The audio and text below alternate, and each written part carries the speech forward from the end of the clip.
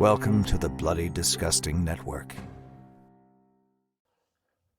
Please join me in welcoming and thanking new patrons: James Sanders, Daniel Fell, Sirius Watts, Brittany Bennett, Channy Bear Rockman, Susan Guevara, Tiffany Eunice, John David, and Michael S. Wilworth.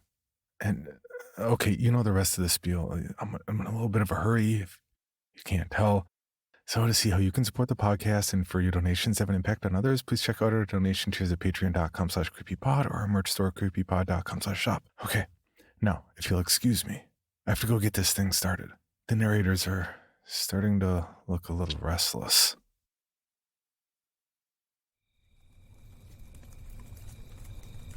I would like to welcome everyone to the first official Creepaway Camp team building event. What's wrong? We don't want to be here. Why not? Which answer would you like? How about the part where you forced us to come out here against our will? It's in your contract. What? What? Contract? What are you talking about, contract? Now one of you read your narrator contract. Page 81, paragraph 3. Narrators agree to the very specific scenario of spending 1 month per year at a destination of John's choosing. John will provide room and board, including transportation and a windowless panel van in exchange for minimal complaining and narration of stories in said month. There's no way that's really in there. Oh, I see. Everyone wants to be a narrator, and no one wants to help John deal with his childhood issues by taking a month out of their lives away from their jobs and families at an undisclosed location. Well, I can't speak for everyone else, but I'm excited.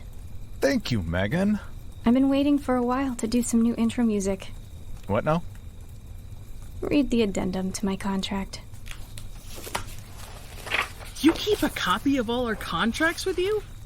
Why is that weird? Because you printed them out. What is that? Dot matrix paper, Grandpa? Crap, she's right.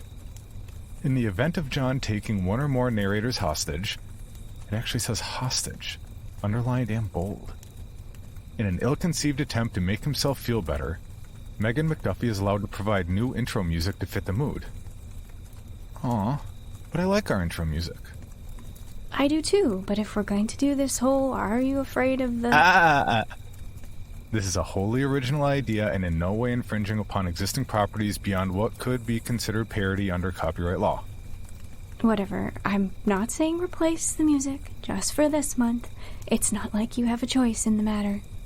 John, it's the least you can do for all of this.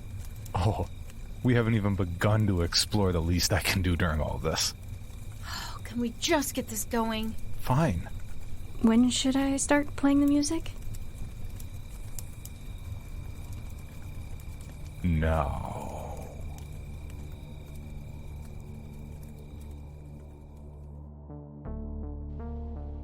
This is Creepy, a podcast dedicated to sharing the most famous, chilling, and disturbing creepypastas and urban legends in the world. Whether these stories truly happened or are simply fabrications is for you to decide. These stories may contain graphic depictions of violence and explicit language. Listener discretion is advised.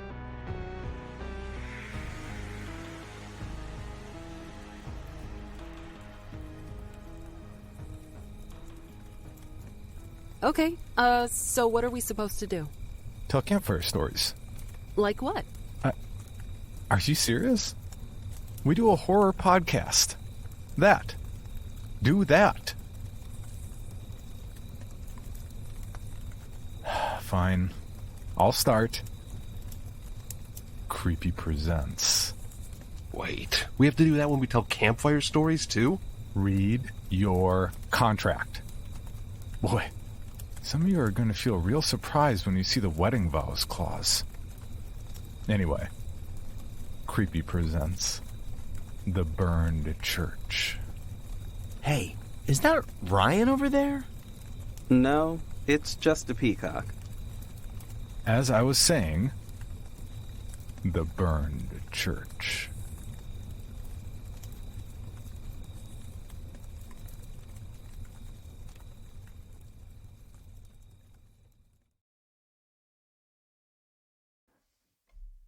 This is a story about a guy I knew named Jack. Now, Jack and I weren't exactly close, but we had a lot of mutual friends growing up, and we hung around in the same circles for most of our high school years.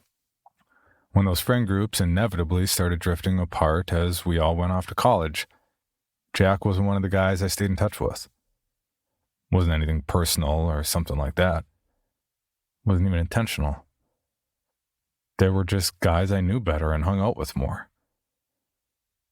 Nevertheless, when we happened to run into each other a few years ago, I was still pretty happy to see him. He looked like he'd been doing pretty good for himself. He got in a cushy job and was making some good money.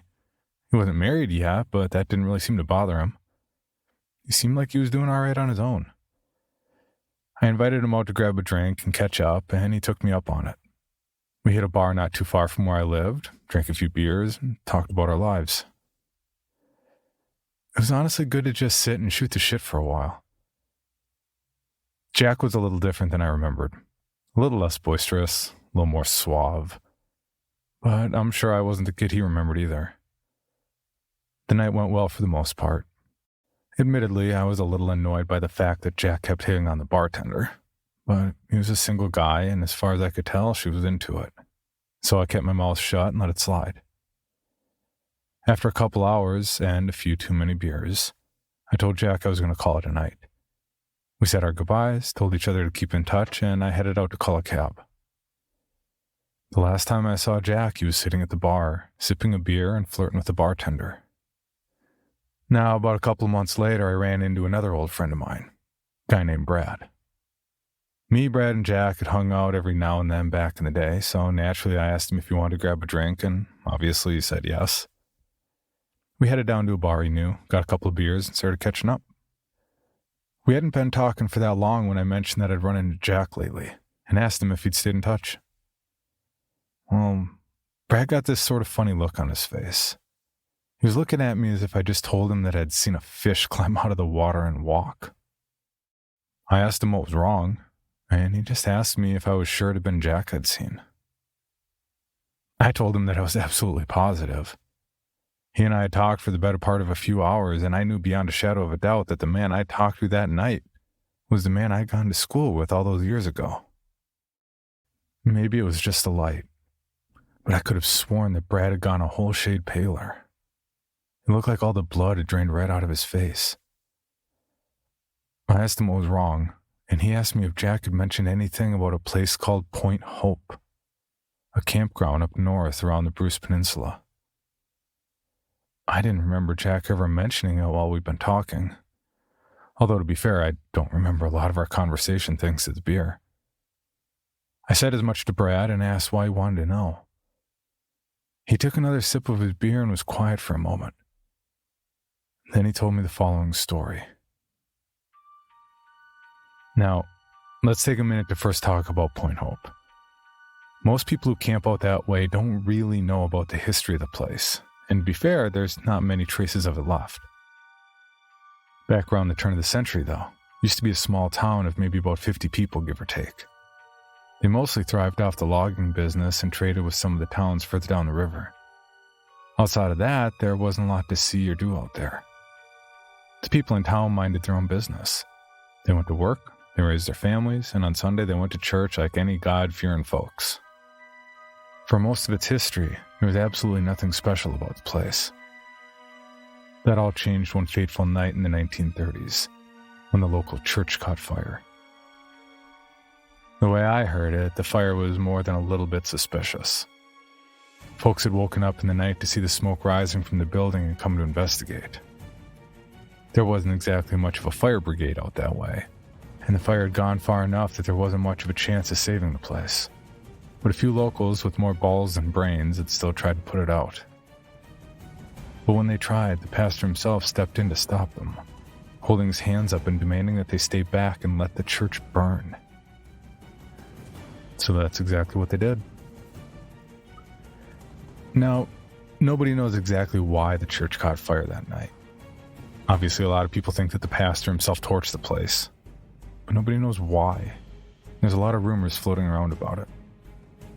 See, some folks in town said they saw a strange man going into the chapel earlier that day, carrying a large box of some kind with him. The box could have been anything, but people have pretty vivid imaginations. Some say that it was just supplies, others say it was something to start the fire. But a few people out there will tell you that it contains something else entirely. If you believe such people, they'll say that the man who came to the church had managed to trap something inside that box.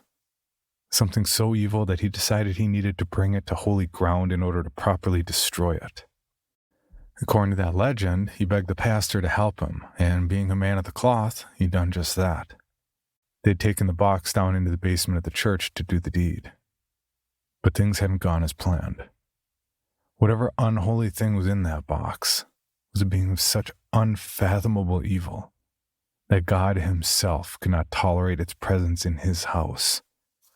And so, when the pastor had been unable to destroy it, God had sent forth his divine fire to burn the church to ashes, as he'd rather destroy his own home than allow such a thing to walk the earth. Whatever you believe, the burning of the church spelled the end of Point Hope. They never rebuilt it, and in time the townsfolk started to drift away, packing up their lives and leaving their homes behind until Point Hope was nothing but an abandoned ruin. And for a few decades, that's the way it stayed. Now eventually someone else had purchased the land. Since it was relatively untouched besides some of the old houses, they decided it would make for a good campground. They refurbished some of the sturdier houses to serve as administration buildings or cottages, cleared up some of the nice camping areas, and opened for business. But while they tore down most of the buildings they couldn't save, they left the charred ruins of the old church alone, and nobody's entirely sure why. Maybe since the old church was still relatively intact despite having been mostly gutted by the fire, they thought they could refurbish it too, and had simply never gotten around to it. Maybe the process of demolishing it would have been more trouble than it was worth. Maybe it was something else entirely.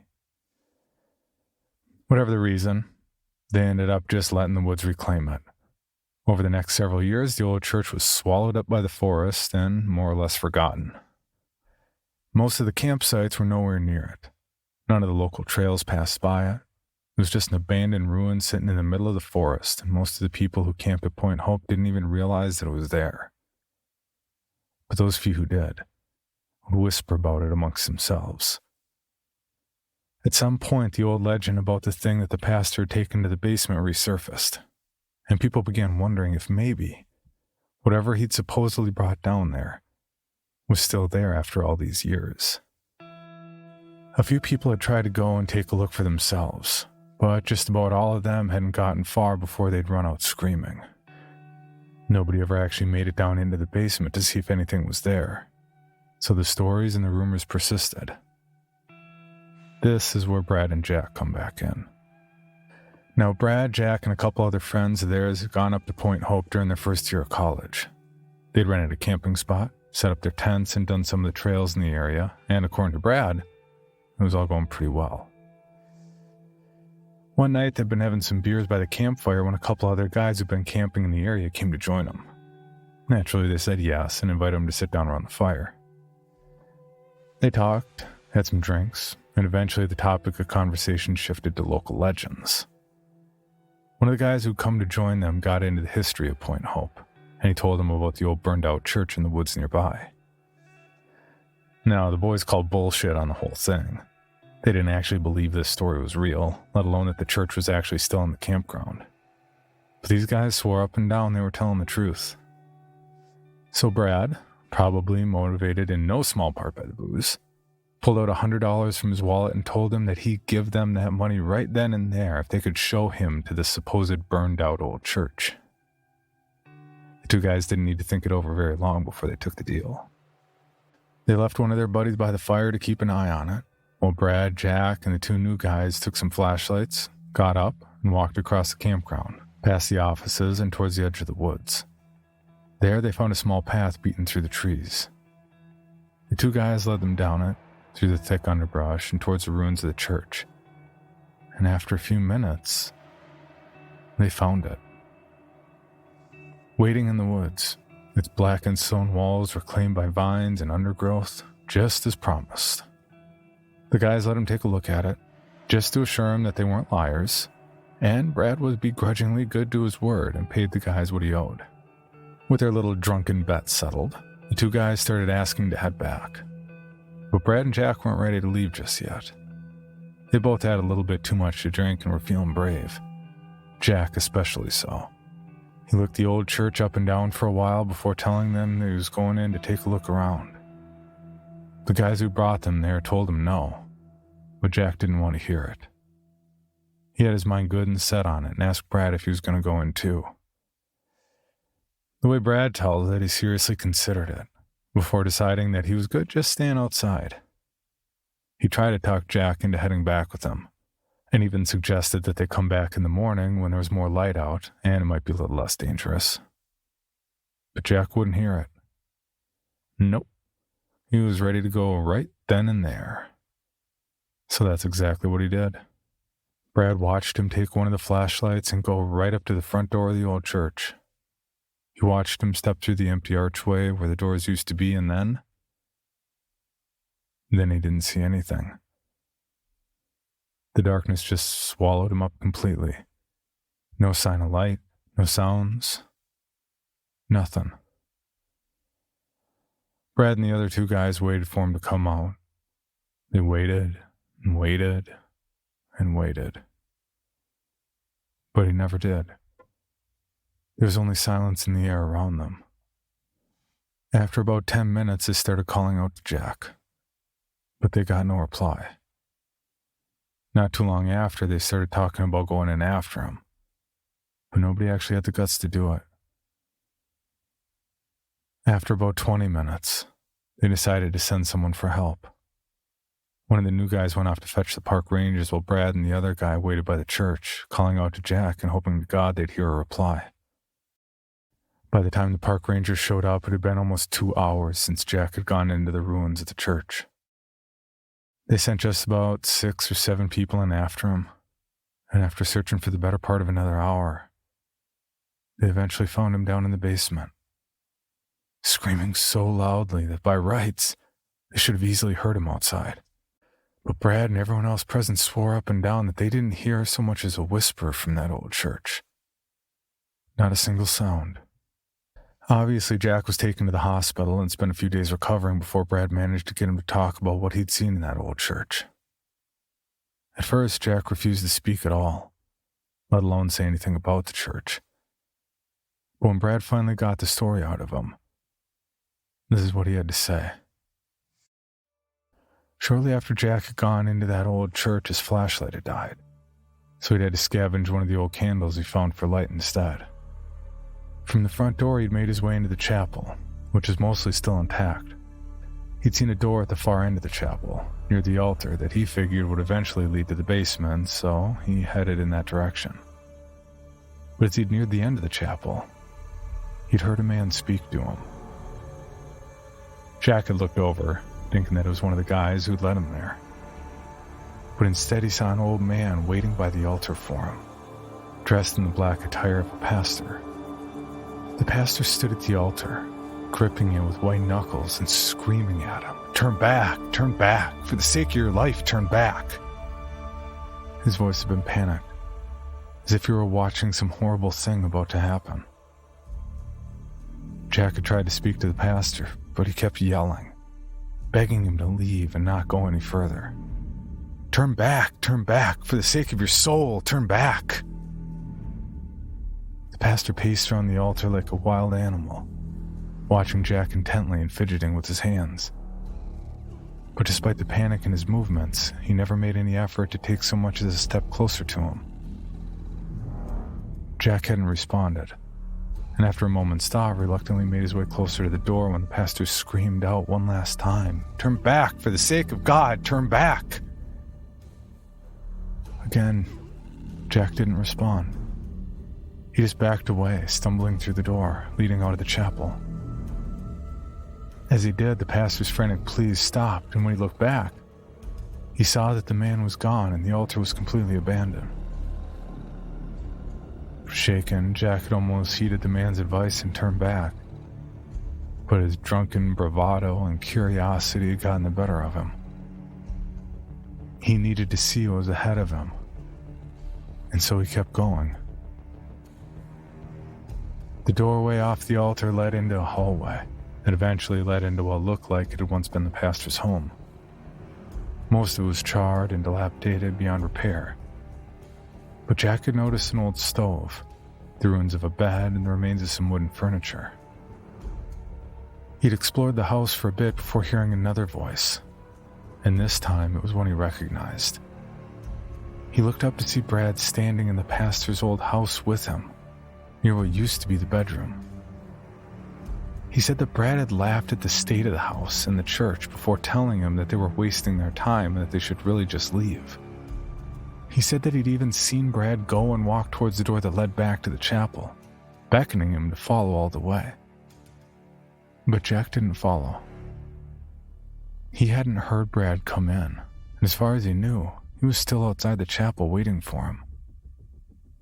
Whoever this was, they couldn't be Brad. Jack tried to talk to him and ask him who he really was, but the other guy hadn't really replied. He'd just keep repeating over and over again that the church was a dump, it was unsafe, they needed to go. Jack didn't buy any of it. He kept his distance from Brad and went back towards the bedroom. It was then that he noticed the stairs leading down into the basement.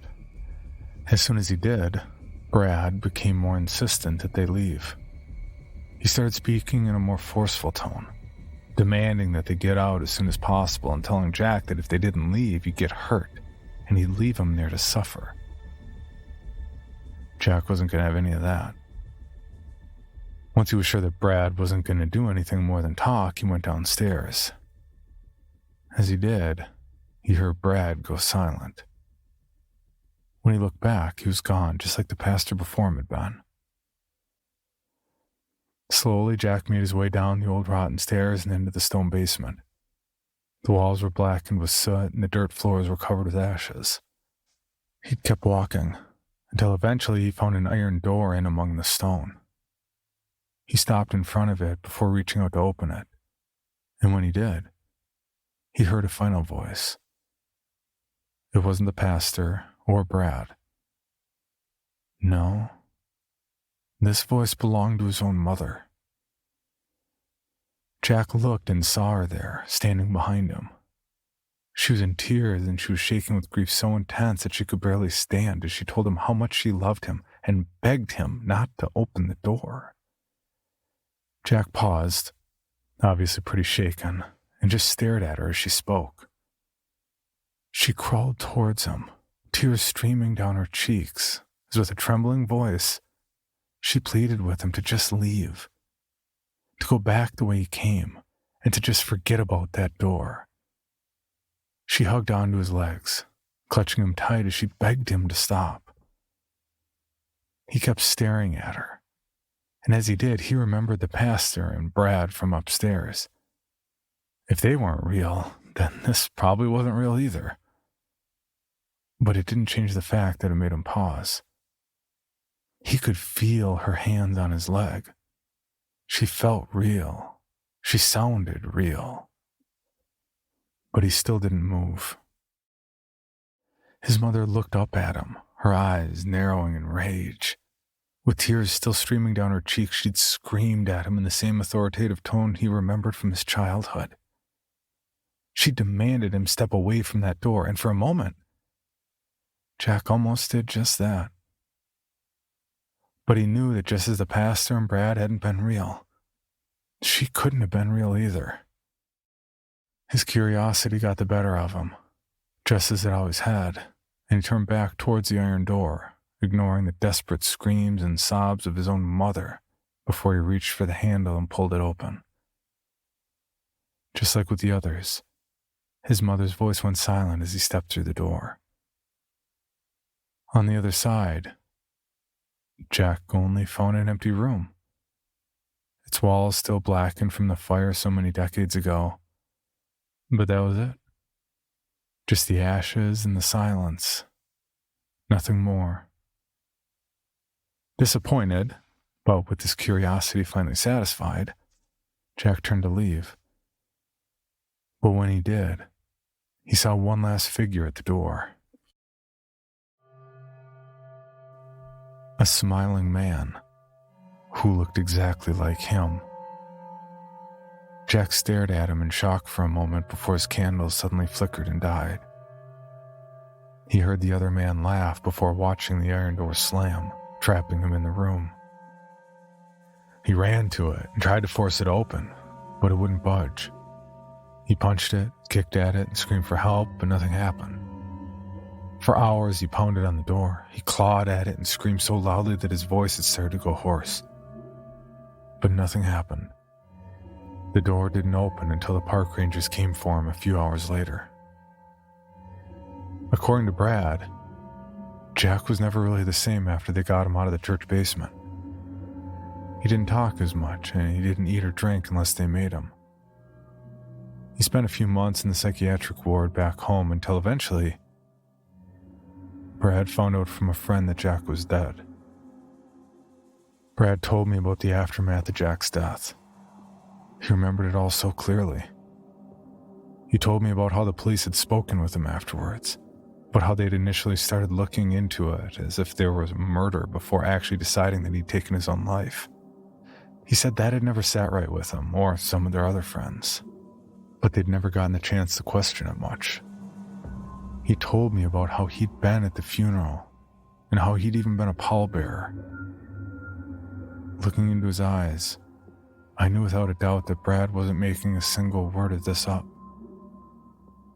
Earlier, I had wondered if it was just his idea of a sick joke, but I knew that no one would go this far for a joke like that. That said, I still found it hard to believe. Like I said before, I'd seen Jack with my own two eyes a few months prior and sure as hell hadn't been dead.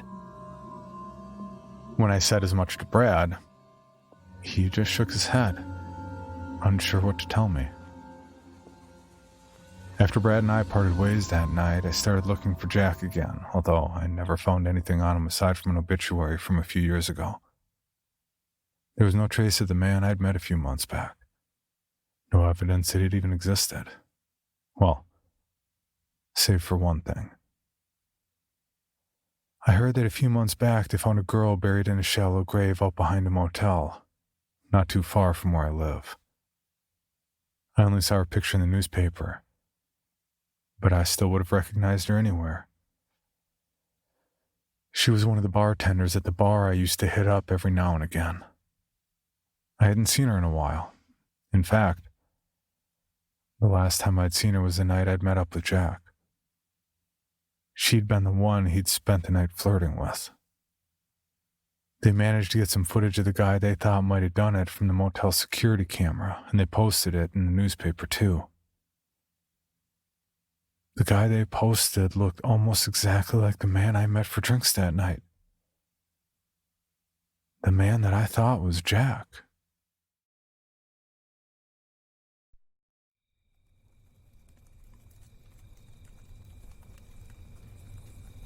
Okay. Who's next? Jimmy? You've been sort of quiet. Pass. Why? I'm just not in the mood. Why? Just because I left a note to your wife and kids saying I have your husband written in blood? You what? I mean, why'd you write it in blood? Couldn't find the pen. Did you at least sign it? Ran out of blood, passed out, woke up here. Ugh. This is even worse than my last camping trip. Ooh, that sounds like a segue to me. Where'd it happen? It was my Huntsville camping trip.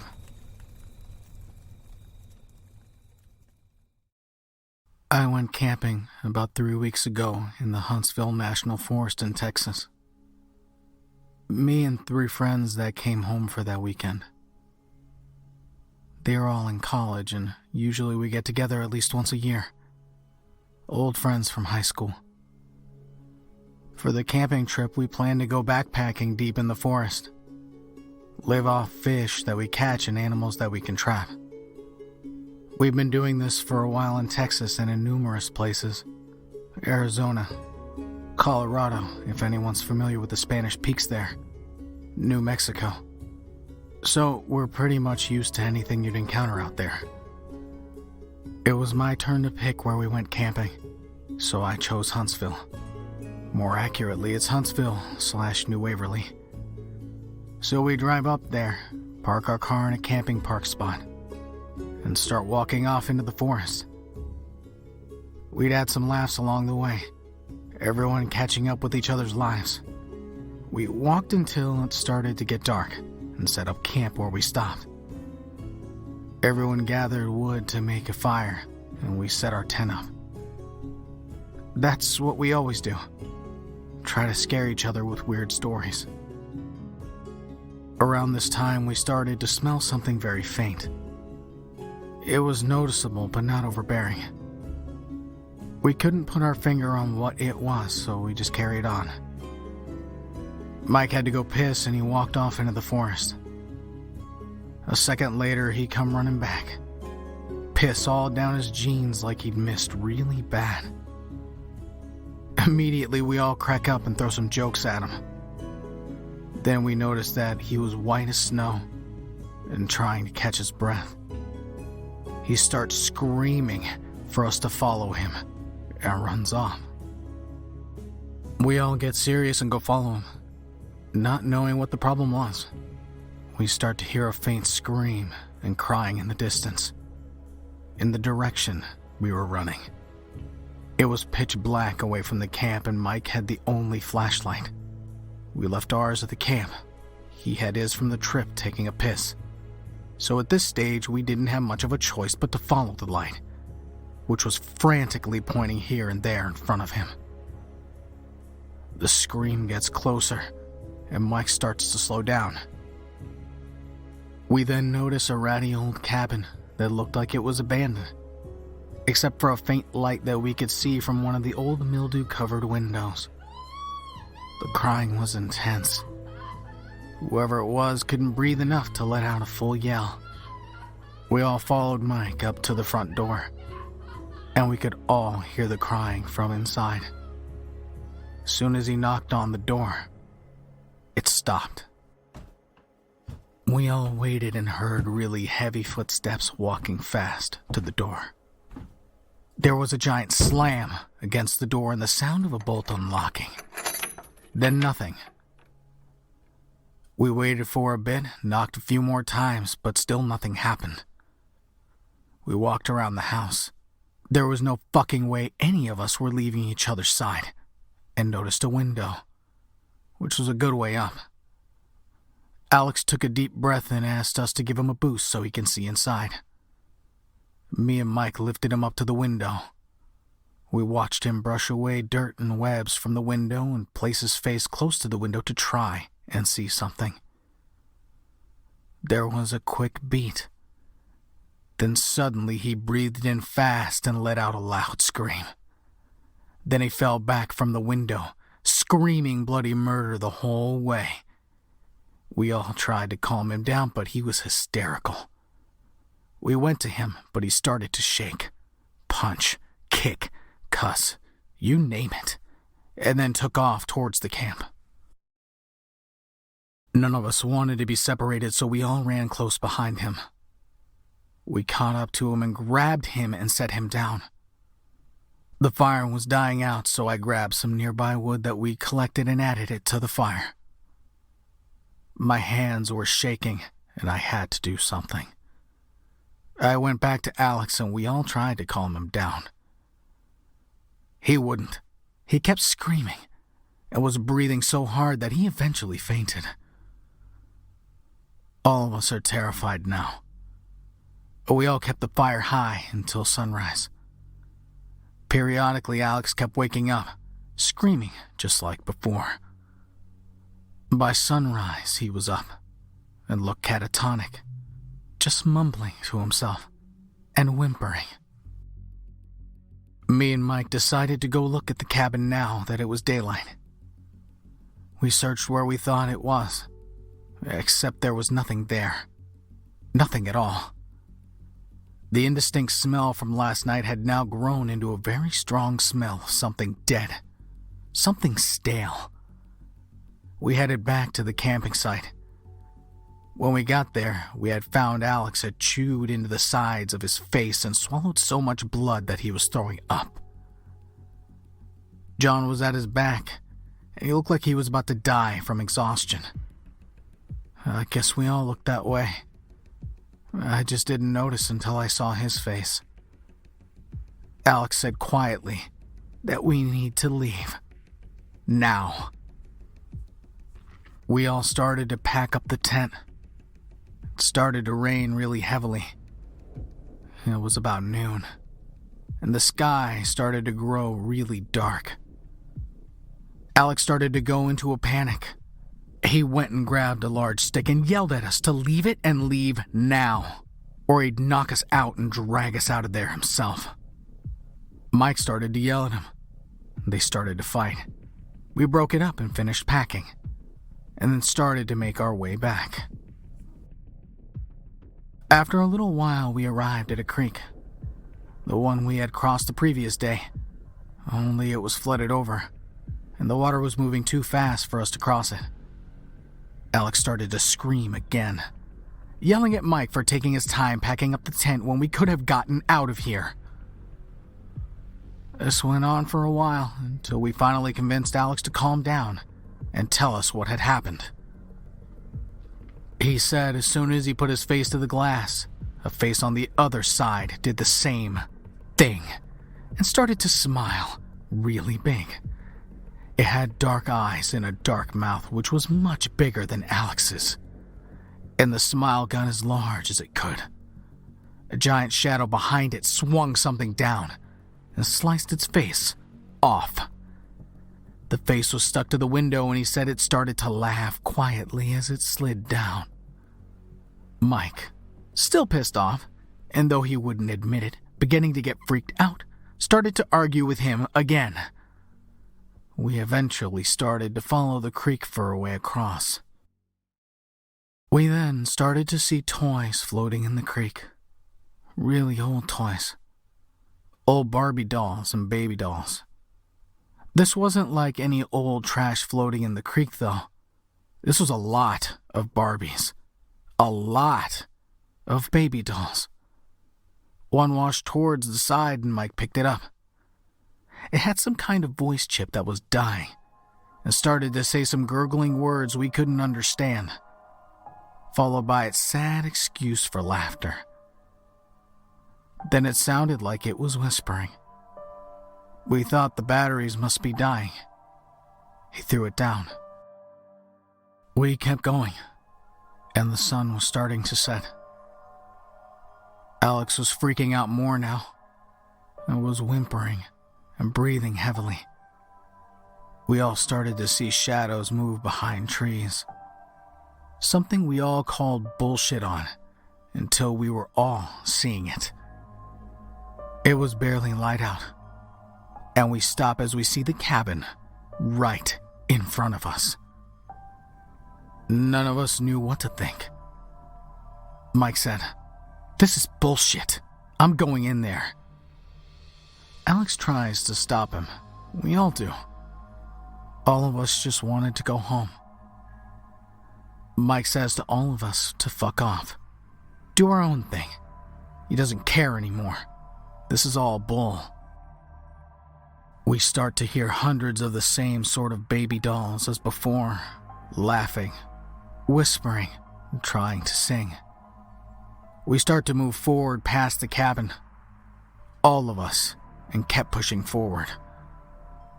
We smelled something dead in the air, something stale, same something as before. We started to hear something crying and something screaming. We kept on going. We eventually crossed the creek and left the woods.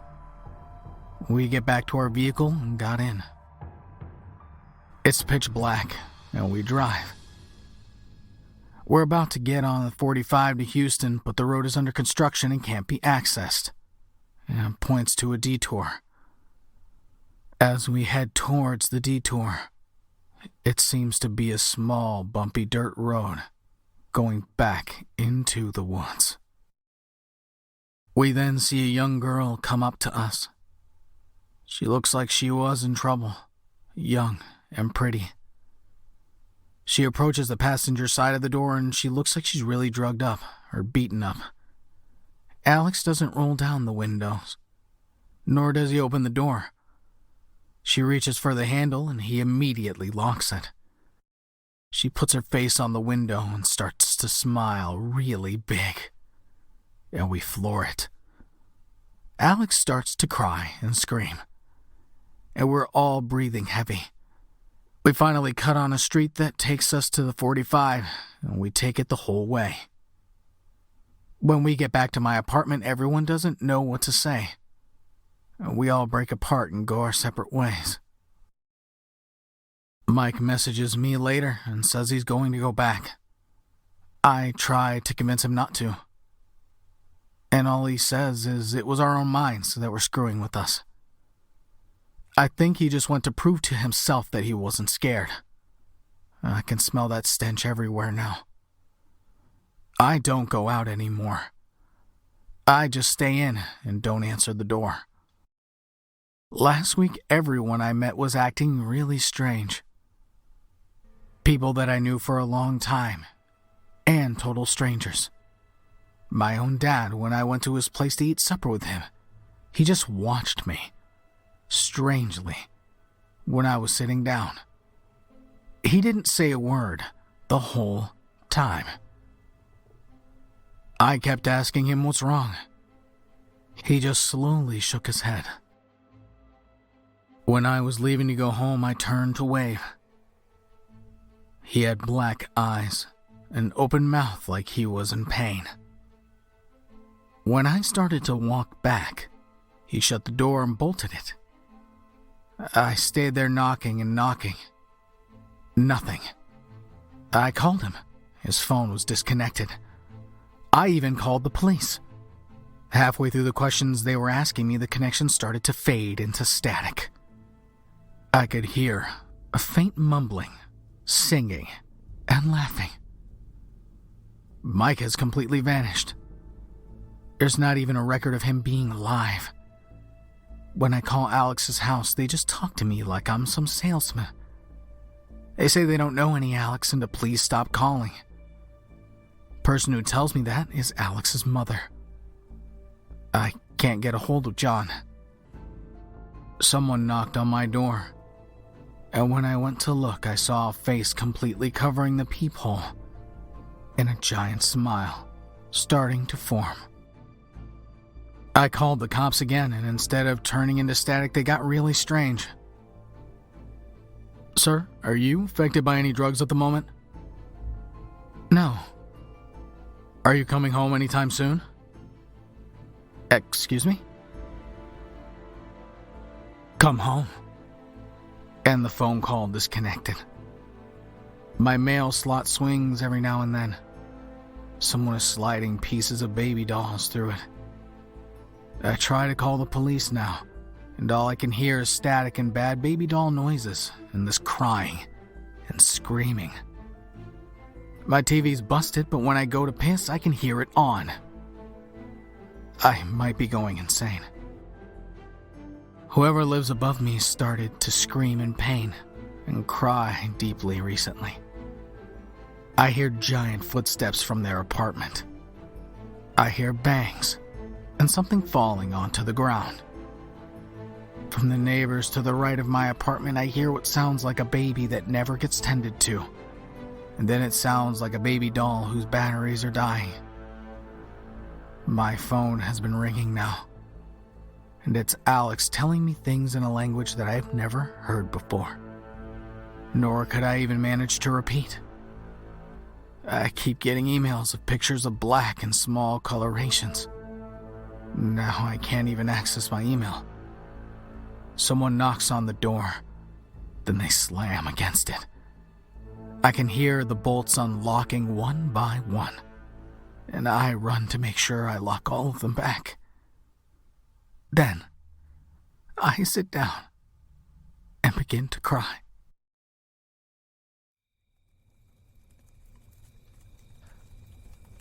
See? Was that so much to ask for? Sometimes. I still wake up in the middle of the night, screaming. Don't we all? I think I need some time to myself. Hold on, Jimmy. I'll walk you back to the shanties. Those are cabins. No, they aren't. Fine. You all stay here. I'll walk Jimmy back. Here, take my flashlight. It's fine. I know exactly where I'm going. So, what do we do now? Oh, I know. With that, I declare this first night at Creepaway Oh, Camp. no, that's not water, that's gas.